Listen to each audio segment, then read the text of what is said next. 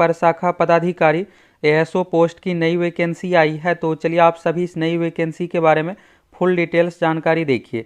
और दोस्तों आप सभी ये बताइए कि आप में से किसका किसका सपना है सचिवालय सहायक एएसओ बनने का। आपका ड्रीम जॉब कौन सा है, बिहार दरोगा या फिर एएसओ? आप सभी फटाफट कमेंट करके बताइए। तो चलिए यहाँ से आप सभी फुल प्लस वाला ये जॉब है। और सबसे खास बात आप देखिएगा, जितने भी हायर लेवल का पोस्ट होता है सब में आपको इंटरव्यू देना पड़ेगा, पीटी मेंस डिस्क्रिप्टिव वाला पैटर्न। लेकिन ये एक एएसओ ऐसा जॉब है, लेवल 7 वाला सचिवालय सहायक वाला जॉब है, जिसमें आपको बिना इंटरव्यू का सिलेक्शन होता है। तो चलिए फुल डिटेल्स जानकारी देखिए। फॉर्म भरने के लिए योग्यता, चयन प्रक्रिया, एज कितना क्या चाहिए, डॉक्यूमेंट कौन सा चाहिए, हर एक चीज़ के बारे में आप लोगों को फुल डिटेल्स जानकारी देने वाले हैं।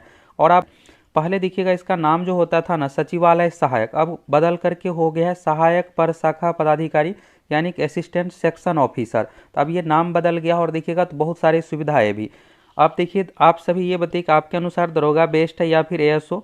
एएसओ वाले में ये है दोस्तों कि ये लेवल 7 का जॉब होता है, दरोगा जो होता है लेवल 6 का होता है। दरोगा में आपको फिजिकल भी पास करना पड़ेगा, लेकिन इसमें क्या होता है कि बस आप एग्जाम पास कीजिए, एग्जाम के आधार पर ही आपका फाइनल रूप से सिलेक्शन होता है।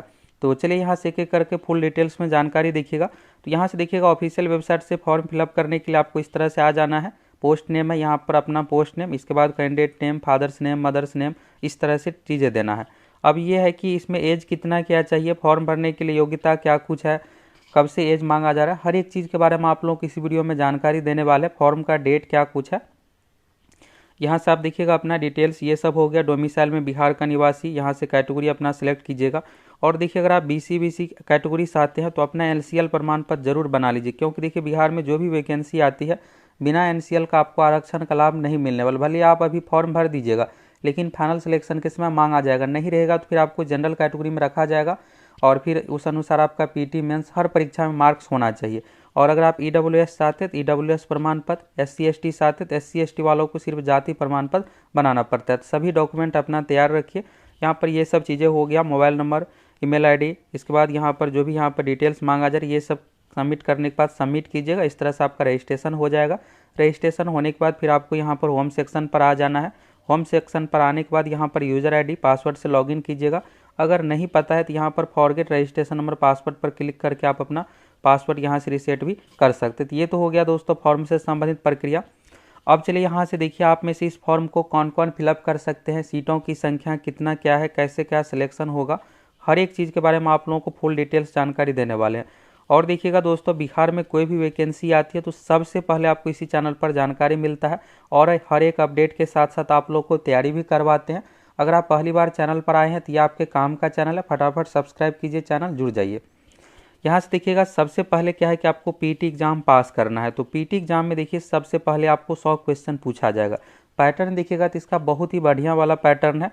तो यहाँ पर यह है कि नेगेटिव मार्किंग भी रखा गया है। सचिवालय सहायक से संबंधित जो भी है, अलग अलग विभागों में किसी भी विभाग में देखिएगा वैकेंसी आती है तो इसमें नेगेटिव मार्किंग रखा ही जाता है। और ये मैथ, रीजनिंग, जीके, साइंस वाला पैटर्न है। दरोगा की तरह इसमें ये नहीं है कि आपको जीके का आधार पर, इसमें देखिएगा पीटी मेंस में हर एग्जाम में आपको मैथ, रीजनिंग का अच्छा खासा वेटेज होता है। तो यहाँ पर देखिएगा प्रारंभिक परीक्षा वस्तुनिष्ठ टाइप की होगी, टोटल 2 घंटे की परीक्षा होगी, 100 क्वेश्चन पूछा जाएगा। परीक्षा जो है ऑफलाइन OMR सीट पर ली जाएगी। एक क्वेश्चन है 4 मार्क्स का, इसलिए 400 अंकों की ये परीक्षा है। निगेटिव मार्किंग भी 1 अंक की कटौती की जाएगी, यानी 1/4 निगेटिव मार्किंग हो गया। समान अध्ययन में देखिएगा प्रश्नों की संख्या 40 होगी। समान विज्ञान गणित में प्रश्नों की संख्या 30 होगी। रीजनिंग में प्रश्नों की संख्या 30 होगी। इस तरह से देखिएगा मैथ, रीजनिंग, साइंस का जो वेटेज है 60 क्वेश्चन का वेटेज है। 40 क्वेश्चन यहाँ पर जीके का है। इस 40 में 10 से 12 क्वेश्चन आपको करेंट अफेयर से रिलेटेड भी देखने को मिलेगा। और दोस्तों आप सभी क्या प्रीवियस ईयर का क्वेश्चन देखना चाहते हैं, इस एग्जाम में किस तरह का क्वेश्चन पूछा जाता है, लेवल मैथ का क्या रहता है, करेंट अफेयर्स का लेवल क्या रहता है, फटाफट कमेंट करके बताइए। हम आप लोगों को इसका प्रीवियस ईयर का क्वेश्चन सारा कुछ वीडियो बनाकर देने वाले हैं। अगर आप पहली बार चैनल पर आए हैं फटाफट चैनल सब्सक्राइब कीजिए, जुड़ जाइए। यहाँ से और भी अन्य चीज़ों के बारे में चलिए एक करके कंडीशन आप सभी देखिए।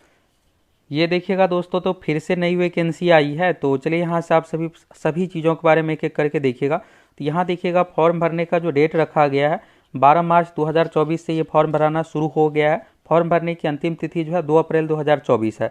देखिए अगर आपका सपना है एएसओ बनने का तो यहाँ से आप सभी फॉर्म फिलअप कर सकते हैं। ये जो वैकेंसी है दोस्तों बिहार विधान परिषद के अंतर्गत है। ये देखिएगा तो फिर से नई वैकेंसी आई है, सहायक प्रशाखा पदाधिकारी एएसओ वाला पोस्ट हो गया, दूसरा इसमें डाटा एंट्री ऑपरेटर का, तीसरा स्टेनोग्राफर का है। तो आप यहाँ पर अलग अलग तरीके से फॉर्म ये फिलअप कर सकते हैं, सहायक प्रशाखा पदाधिकारी के लिए, डाटा एंट्री ऑपरेटर के लिए, स्टेनोग्राफर के लिए। इसके लिए आपको अलग अलग पेमेंट करना पड़ेगा। यहाँ पर देखिएगा तो ये वैकेंसी संबंधित हो गया। यहाँ पर आप और अन्य चीज़ों के बारे में देखिएगा। शैक्षणिक योग्यता में देखिए सहायक प्रशाखा पदाधिकारी वाला पोस्ट है, ये लेवल 7 का होता है। इसमें देखिएगा 44,900 बेसिक सैलरी है। बेसिक सैलरी का मतलब ये है कि आपका ये बेसिक हुआ, इसमें आपका एचआरए यानी हाउस रेंट, महंगाई भत्ता, डीए, इसके बाद मेडिकल अलाउंस, ये सब सभी चीज़ें जुटने के बाद इसमें जो आपका शुरू वाला सैलरी होने वाला है 75,000 प्लस सैलरी होने वाला है। अभी देखिएगा महंगाई भत्ता 50% हो गया है, आने वाले टाइम पहले 46 था, 4% हाल ही में बढ़ा है। तो ये देखिएगा तो इसी तरह से और भी महंगाई भत्ता बढ़ते जाएगा, आपकी सैलरी भी इसी तरह से इंक्रीज होता चला जाएगा। तो यहाँ पर देखिएगा ये हो गया। इसके बाद यहाँ पर क्वालिफिकेशन में देखिए इसमें सहायक प्रशाखा पदाधिकारी यानी सचिवालय सहायक एएसओ वाला जो पोस्ट है, इसके लिए जो क्वालिफिकेशन रखा जाता है ग्रेजुएशन रखा जाता है। तो यहाँ पर देखिएगा राज्य केंद्र सरकार द्वारा मान्यता प्राप्त विश्वविद्यालय के स्नातक की उपाधि। ये दोस्तों बिहार विधान परिषद के अंतर्गत है। देखिए बिहार एसएससी के माध्यम से भी अच्छे खासे पदों पर वैकेंसी आ रही है। तो आप में से कौन कौन बीएसएससी सीजीएल 4 के इंतजार में है, क्योंकि सीजीएल 4 वाली जो ये वैकेंसी आएगी लगभग 2500 प्लस पदों पर। अगर आप ऑथेंटिक अपडेट जानना चाहते, क्योंकि देखिए कोई भी वैकेंसी आती है, बिहार एसएससी इंटर लेवल की जब ये वैकेंसी आई थी इससे 2 महीने पहले आप लोगों को ऑथेंटिक अपडेट दे दिए थे कि इतने पदों पर वैकेंसी आ रही है। पिछले साल सितंबर महीने में आई थी, इससे 2 महीने पहले आप लोगों को जानकारी मिल गया था। अगर आप सीजीएल 4 के बारे में जानना चाहते तो कमेंट कीजिए। अगर आप लोगों की कमेंट अधिक रहता है तो हम आप लोगों को ऑथेंटिक अपडेट इसके बारे में दे देंगे, कब तक ये वैकेंसी आएगी, कितने पदों पर, इसमें सचिवालय सहायक एएसओ वाला पोस्ट कितना क्या होगा, हर एक चीज़ के बारे में आप लोगों को जानकारी मिल जाएगा। तो अभी इस वैकेंसी के बारे में आप सभी देखिए। तो इसमें तो डेट के बारे में आप सभी देख लिए, 2 अप्रैल तक है। इसमें देखिएगा सीटों की संख्या के बारे में तो देखिए हाल फिलहाल में देखिएगा तो पिछले साल भी वैकेंसी आई थी, तो इसलिए इस बार सीट अधिक नहीं है। यहाँ पर जनरल कैटेगरी में देखिएगा 4 सीट, अनुसूचित जाति में 3 सीट है, अनुसूचित जनजाति में 0 है, ईबीसी में 5 सीट है, बीसी में 3 सीट है, पिछड़े वर्ग की महिलाओं का ब्लैंक है, ईडब्ल्यूएस में 2 सीट है। इस तरह 17 सीट हो गया। और बैकलॉग वाला यहाँ पर देखिएगा तो 2 सीट हो गया। तो इस तरह से मिलाकर के 19 सीट हो गया यहाँ पर। इसके बाद देखिएगा डाटा एंट्री ऑपरेटर का यानी डीईओ वाला पोस्ट, इसमें आप देखिएगा 5 सीट है, इसके लिए 12वीं रखा गया। स्टेनोग्राफर में 2 सीट है।